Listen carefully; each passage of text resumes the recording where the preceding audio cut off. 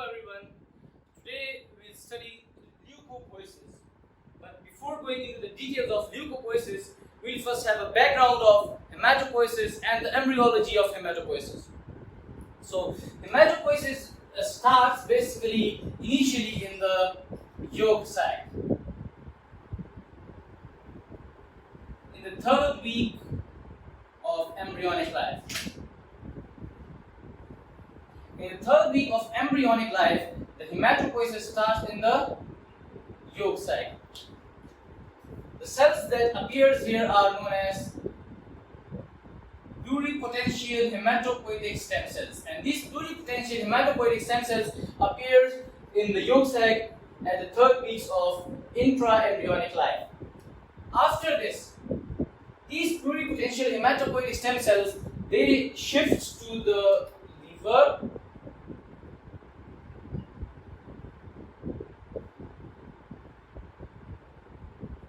lymph nodes, and spleen. After this, these pluripotential hematopoietic stem cells they shift to the liver, lymph nodes, and spleen. And this happens in the third month. After this, just before birth of the baby, just before the baby is born, all the hematopoiesis is going in the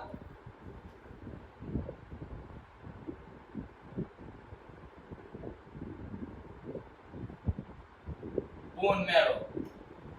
Just before the baby is born, all the hematopoiesis is going in the bone marrow. So the hematopoiesis starts at the third week of intra-embryonic life in the yolk sac. This then shifts to the yolk sac. This then shifts to liver, spleen, and lymph nodes in the third month of the embryonic life, which then shifts to bone marrow just before the baby is born. So if a baby is born at term at 9 months gestation, this baby, if in this baby you find extramedullary hematopoiesis going, means that if a baby is born at term and you find that hematopoiesis is going in the liver, is growing in the spleen and lymph nodes, so this will be always considered pathological.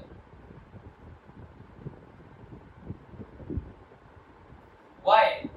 Why is this hematopoiesis, this extramedullary hematopoiesis is considered pathological? This is considered pathological because at the time of birth, all the hematopoiesis is going in the bone marrow, and liver, spleen, and lymph nodes should stop the hematopoiesis. But if in a baby who is born at term, you find extramedullary hematopoiesis, so this will be considered pathological. But if a baby is born preterm and you find extramedullary hematopoiesis, so this will be considered physiological. Why will this be considered physiological? This will be considered physiological that the 9-month gestation is not complete yet, and let's say the baby is born at the 8-month gestation, so there will be hematopoiesis ongoing in the liver, spleen, and lymph nodes. So after having a brief concept of embryology, let's jump into the detail of the lineage of hematopoiesis and leukopoiesis. The initial cells that appears are known as pluripotential hematopoietic stem cells or pluripotent hematopoietic stem cells. Now this first cell is called a pluripotent hematopoietic stem cell. Why is this cell called a stem cell, and why is this cell called pluripotent? So, to have an idea of this, let's first define what is a stem cell. Stem cell is any cell which divides, and whenever it divides, it gives rise to mature cells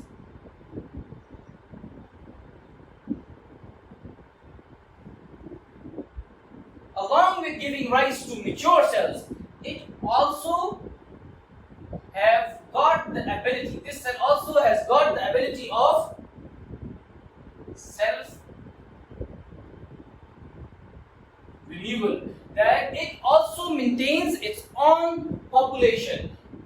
What is a stem cell? Stem cell is a cell which when divides, it gives rise to multiple other cells, multiple other mature cells. But along with it, it also has got the ability of self-renewal. That is, it can maintain its own population. Now, why is this cell called pluripotent? So, this pluripotent hematopoietic stem cell is called pluripotent because it can form all the cells of blood. That is, all the blood cells are formed by this single cell. Hence, it's called pluripotent. That is, it is having the potency of forming all kinds of blood cells. How can we differentiate this cell from a pluripotent cell from a totipotent cell? So, totipotent cell is a cell which can form all the cells of the body.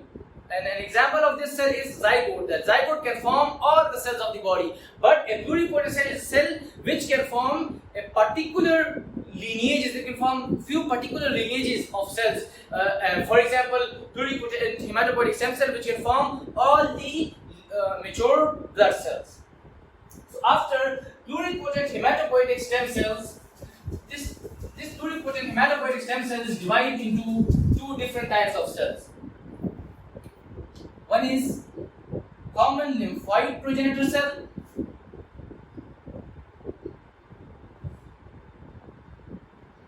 Common lymphoid progenitor cell, or it is also known as lymphoblast.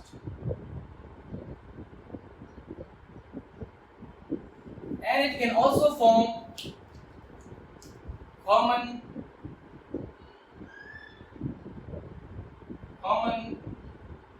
myeloid progenitor cell, and it is also known as a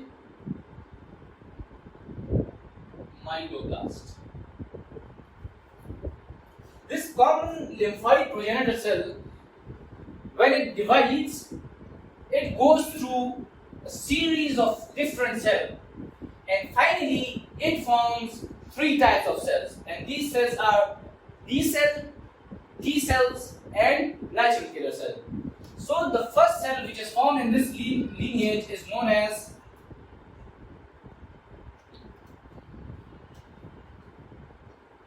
pre-B lymphoblast or pre-T lymphoblast. This cell is known as pre-B lymphoblast or pre-T lymphoblast. This pre-B lymphoblast then forms another cell which is known as pro-B lymphoblast, whereas this pre-T lymphoblast divides to form another cell which is known as pro-T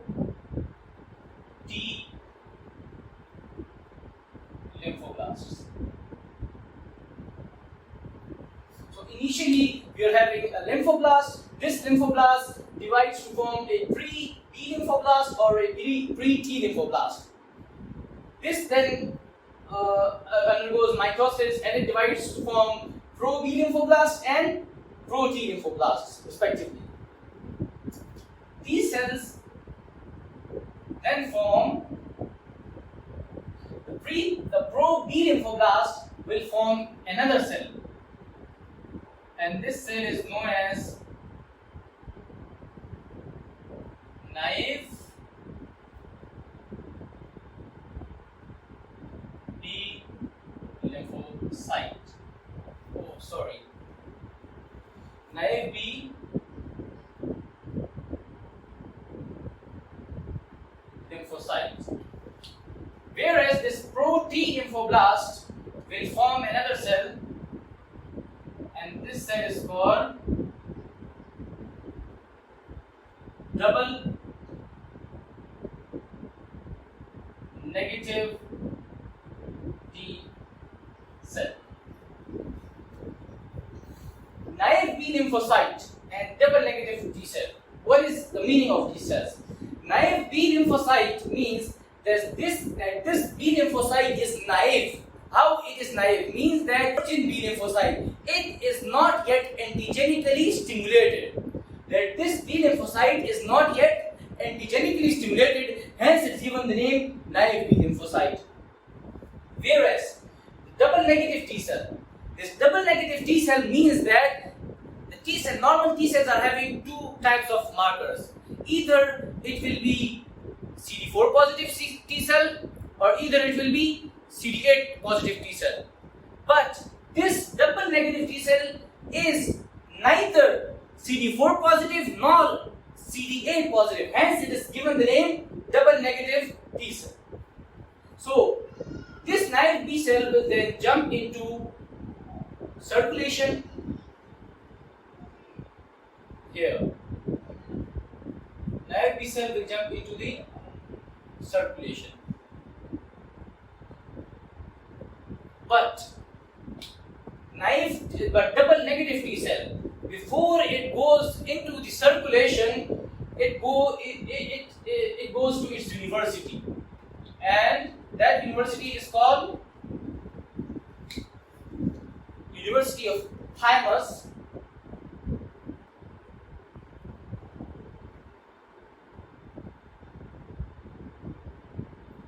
So double negative T cell, it goes to thymus for higher education, and after having higher education in thymus, it is then secreted, or it then goes to blood either as CD4 positive T cell or CD8 positive T cell.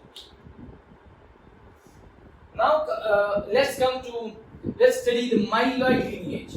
So initial cell was a myeloblast. This myeloblast then gives rise to committed stem cells. And committed stem cells are cells which can form the cells of one lineage.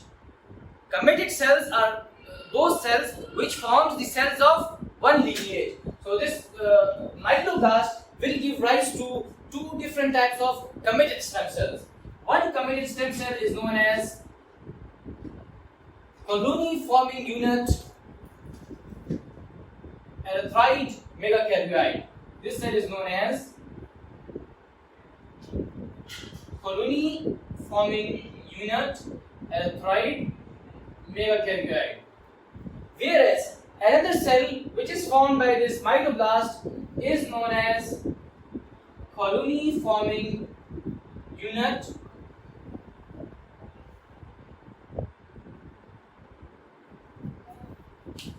myeloblast. So there are two types of committed cells formed by the myeloblast. One is colony forming unit erythroid megakaryoid, and this gives rise to erythroid megakaryoid lineage. Whereas another cell is known as colony forming unit myeloid.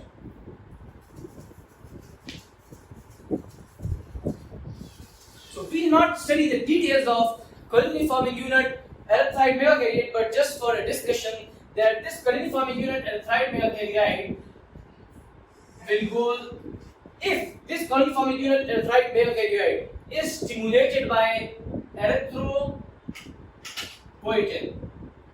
If this colony forming unit erythroid megakaryoid is stimulated by erythropoietin, it will undergo a series of transformation, and eventually it will get converted into a red blood cell.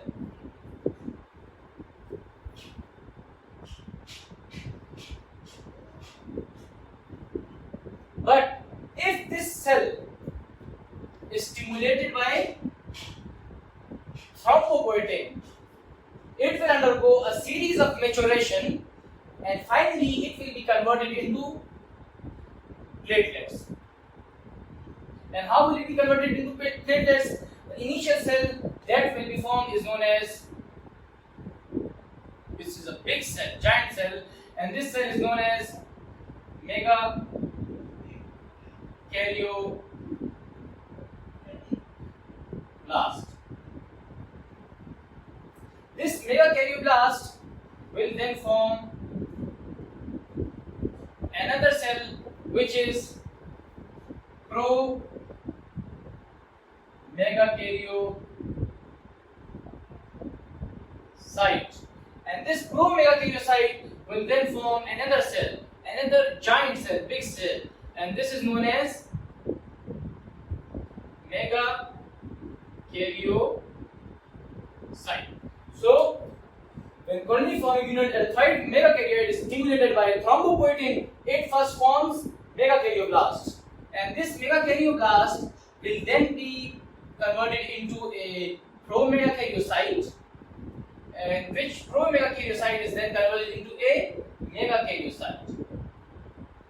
So when this megakaryocyte it is entering the blood, here is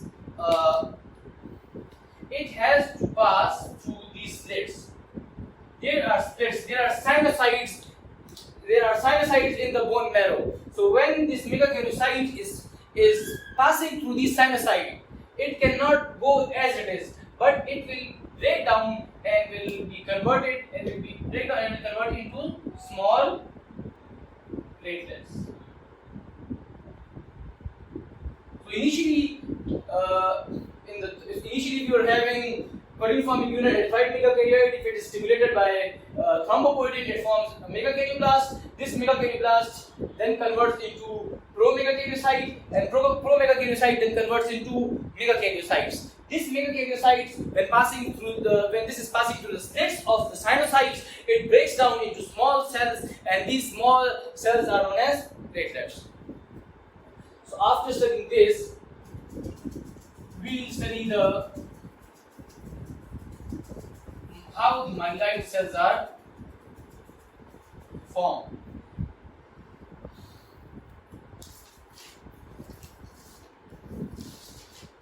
Okay. So this cell is known as colony forming unit myeloid, or it is also known as colony forming unit, or it is also known as myeloblast. This myeloblast then converts into three different types of cells. And what are these three different types of cells? These are three different types of granulocytes. The first granulocyte is the neutrophils, the second one is the basophils, and the third eosinophil. So this myeloblast gives rise to three different types of lineages, and these three different types of lineages are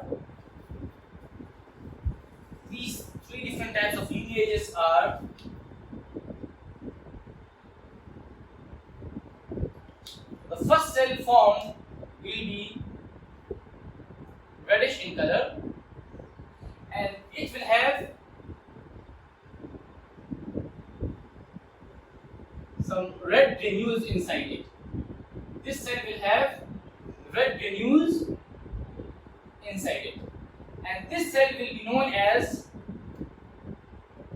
eosinophilic pro-myelocyte, and it will have reddish eosinophilic granules. This eosinophilic pro-myelocyte will then form another cell, and this cell is called, and this will somehow, the nucleus of this cell will somehow become U-shaped. It will try to become U-shaped nucleus. And this second cell is known as eosinophilic metamyelocyte. And it will also have eosinophilic granules. This eosinophilic metamyelocyte will then convert into a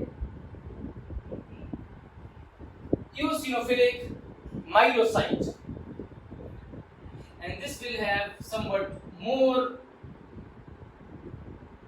U-shaped nucleus, and it also have eosinophilic granules. This cell is eosinophilic myelocyte. after this,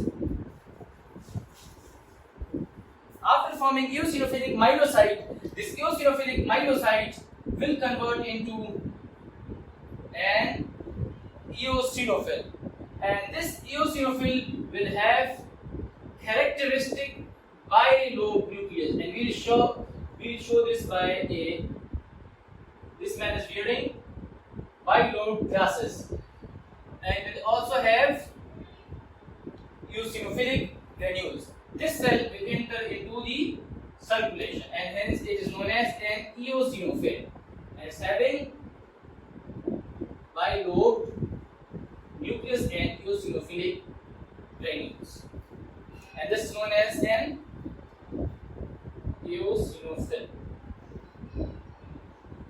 So we are having a myeloblast. This myeloblast converted into eosinophilic promyelocyte, which then converted into eosinophilic metamyelocyte, which then converted into eosinophilic myelocyte, which then converted to eosinophil. So after this, we are having another cell. This myeloblast also converts into another cell, and that other cell is known as basophilic promyelocyte, and it will be blue in color, and it will have bluish granules. This basophilic promyelocyte will have bluish granules. This basophilic promyelocyte will then convert into another cell, and this cell will be known as basophilic metamyelocyte. Basophilic metamyelocyte, and it will also try to convert its nucleus into somewhat U-shaped appearance. And this basophilic metamyelocyte will also have granules, but these granules will be bluish in color, and these granules will be known as basophilic granules, and they will stain in blue methylene base. So after this basophilic metamyelocyte, it will convert into another cell, and that will be known as basophilic myelocyte, and this is somewhat more U-shaped than the earlier cell, and it will have basophilic myelocyte. It will have blue color granules. This basophilic myelocyte will then convert into another cell, and this cell is known as basophil. So let's draw a basophil. It is bluish in color, and the nucleus will be like this.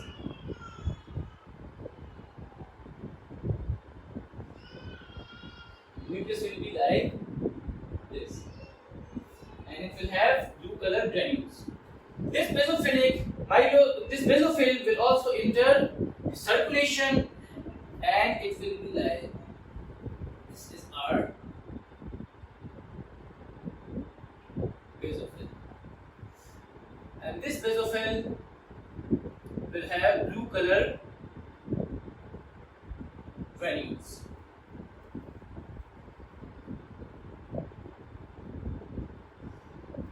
So after the formation of basophil, let's go into detail of formation of neutrophils. Initial cell we are having is a colony-forming unit, myeloid, or it is also known as myeloblast. This myeloblast converts into another cell, and this other cell will be called neutrophilic. This cell is known as a neutrophilic promyelocyte. Neutrophilic promyelocyte. And this neutrophilic promyelocyte will show both basophilic granules and eosinophilic granules. This neutrophilic promyelocyte will then convert into another cell, and that cell is known as neutrophilic metamyelocyte. Neutrophilic metamyelocyte. And this neutrophilic metamyelocyte will try to convert its nucleus into a U shape. So this also try to make its nucleus more U-shaped, and this will be having both eosinophilic and basophilic granules. This neutrophilic metamyelocyte will then convert into another type of cell, and that cell is neutrophilic myelocyte, and it is somewhat more U-shaped nucleus, and it will have both eosinophilic and basophilic granules. This neutrophilic myelocyte will then convert into another cell, and this cell is known as neutrophil. And this cell is also known as, this neutrophil is also known as polymorphonuclear neutrophil, that this will have many different, this neutrophil will have more than 2 lobules, like it will be, this is our neutrophil, and it is having more than 2 lobules. This is known as a neutrophil, and it will possess both basophilic and eosinophilic granules. So we are having, just recap our, we are having in the blood, we are having naive B cells, then we are also having this double negative B cell. This double negative T cell will go to thymus here, and after going to thymus, it will either appear as a CD4 positive T cell or a CD8 positive T cell. We are also having red blood cells here in the blood,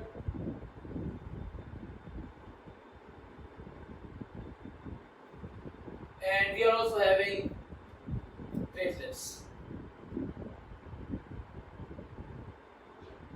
A cell that I forgot, that this lymphoblast along with this lineage also forms another cell, and this cell is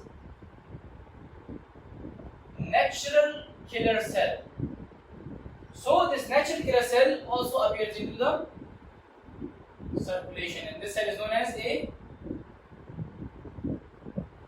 natural killer cell. So let's have a background of what we studied. There was a pluripotent hematopoietic stem cell. This divides to form a lymphoblast or a common lymphoid progenitor cell or a common myeloid progenitor cell. This common lymphoid progenitor cell gives rise to pre-lymphoblasts, then pro-lymphoblasts, and then naive B cell or double negative T cell or natural killer cell. This coliform unit erythroid megakaryoid, it forms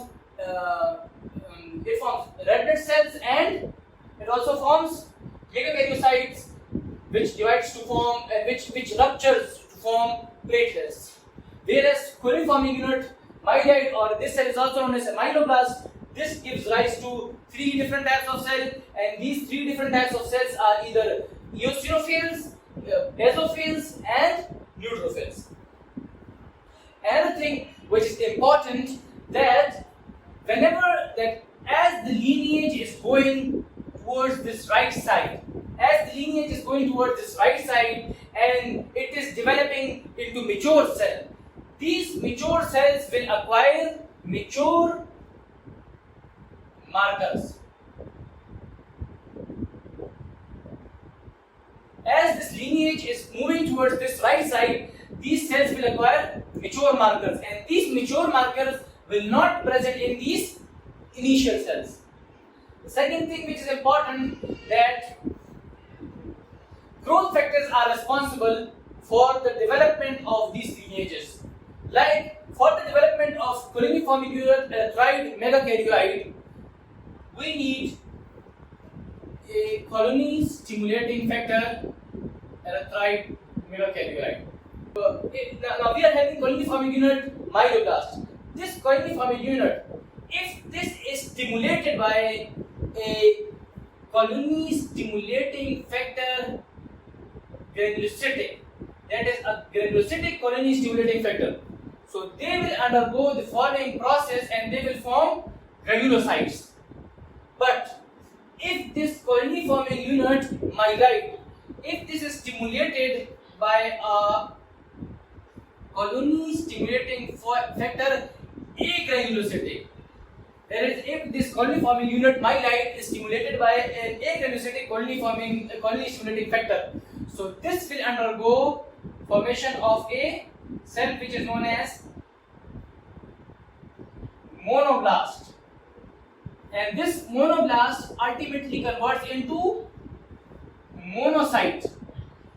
This monoblast converts into a monocyte, and this monocytes also appear in the blood. This monocyte also appear in the blood. And when this monocyte moves toward various tissues, it will be converted into our macrophage.